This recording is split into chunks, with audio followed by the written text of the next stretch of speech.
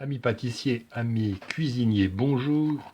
On va découvrir aujourd'hui un indispensable de notre cuisine et des bons plats ou des bonnes pâtisseries, qui est le thermomètre numérique. Alors il est prétendu rapide, il est prétendu étanche et il est prétendu bien visible. Alors d'abord la présentation, on le voit, c'est une présentation assez soignée avec un look moderne, une forme qui change un petit peu, noir. Bon, le noir étant plutôt la couleur des chefs cuisiniers, mais étant particulièrement salissant. Alors l'originalité, c'est le support. Ici, c'est livré dans une protection qui sert également de fixation. On peut mettre ça sur la poche de la blouse, par exemple. Donc cette protection se retire de cette façon pour découvrir la sonde, qui est une sonde traditionnelle. Alors la fixation la plus fréquente du thermomètre, c'est tout simplement sur le frigo, c'est pour ça que sa face postérieure est aimantée. On a ici un petit œillet pour mettre éventuellement une dragonne. Alors, ce thermomètre est livré avec sa pile, donc une pile bouton. Une pile plate de 3 volts de référence 20 x 32. Alors la fixation.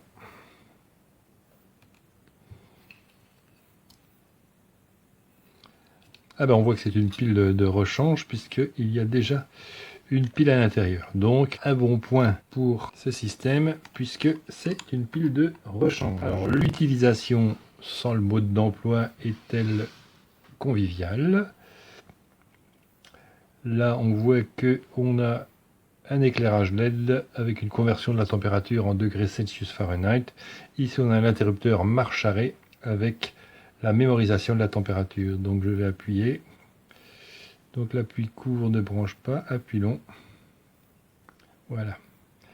Donc effectivement, on constate un affichage au dixième de degré, par défaut en Fahrenheit.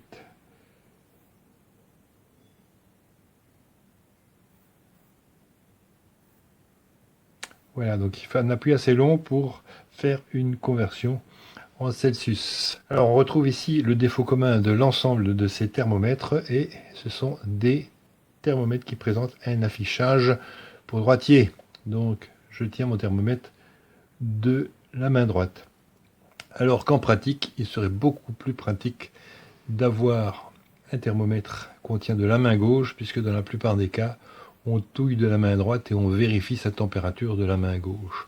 Donc le truc, c'est de tenir son thermomètre comme un poignard de cette façon, un peu verticale, de façon à lire, voilà, la température comme ça.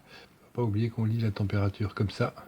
Et si on tient de la main gauche, ça fait comme une acrobatie. Donc, l'idéal, ce serait d'avoir un thermomètre qui permet de faire un affichage dans les deux sens. Mais je pense que là, on doit être dans les hauts de gamme. Donc voilà ce thermomètre. Il est fin, il est léger, il est bien présenté. Donc, le petit bonus, c'est son étui de protection qui permet de le ranger et de le transporter. Alors, il va s'éteindre tout seul au bout de 10 minutes.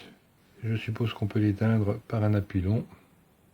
Voilà, il s'éteint comme ça. Donc le fonctionnement correspond au fonctionnement normal de tous les thermomètres de cuisine, sans particularité spéciale. Alors,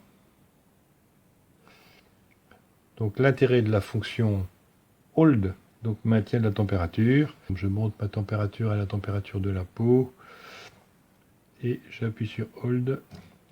Donc si je lâche, la température reste mémorisée et ne bouge pas. Alors est-ce que ça a un intérêt en cuisine? Je ne sais pas, puisque ce qui nous intéresse, c'est la température instantanée. Voilà, je débloque, ça redescend. Ici, voilà, j'allume mon éclairage. Ici, j'éteins mon éclairage. Donc il y a quand même des fonctionnalités intéressantes. Donc bon, c'est sympa, il est petit. Il se range facilement sur le frigo. Donc personnellement, je n'ai rien à dire, ça correspond au cahier des charges qu'on demande à un bon thermomètre de cuisine. Reste à voir maintenant comment il fonctionne. Donc on apprécie le petit bonus avec une pile de rechange, sachant que grossièrement, je pense qu'une pile doit faire autour d'1 an en utilisation régulière. Top, bye bye.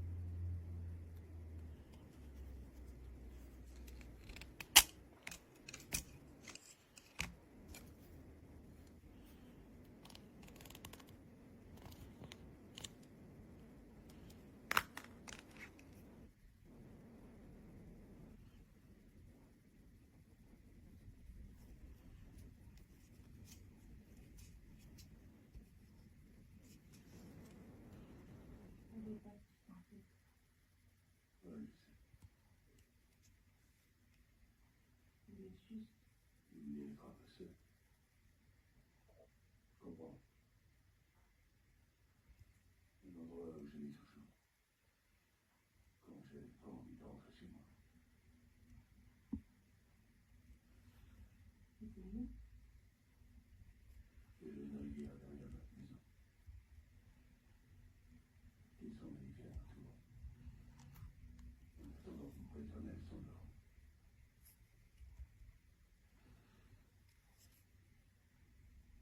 C'était souvent tout seul. Ouais. Ça me dérange pas d'être seul. Des fois, je préfère, non. Et là, on prend le temps. Ouais, on va essayer de le faire.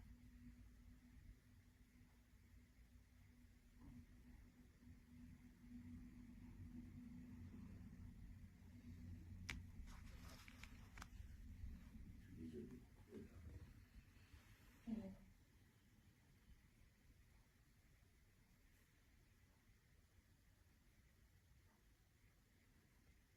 Je t'avoue que je fais un peu.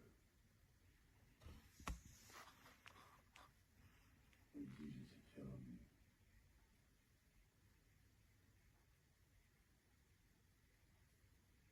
J'aimerais que les choses soient différentes, qu'elles soient comme tu veux. Comme il faudra qu'elles soient. Mais c'est pas le cas. J'ai le devoir de liaison.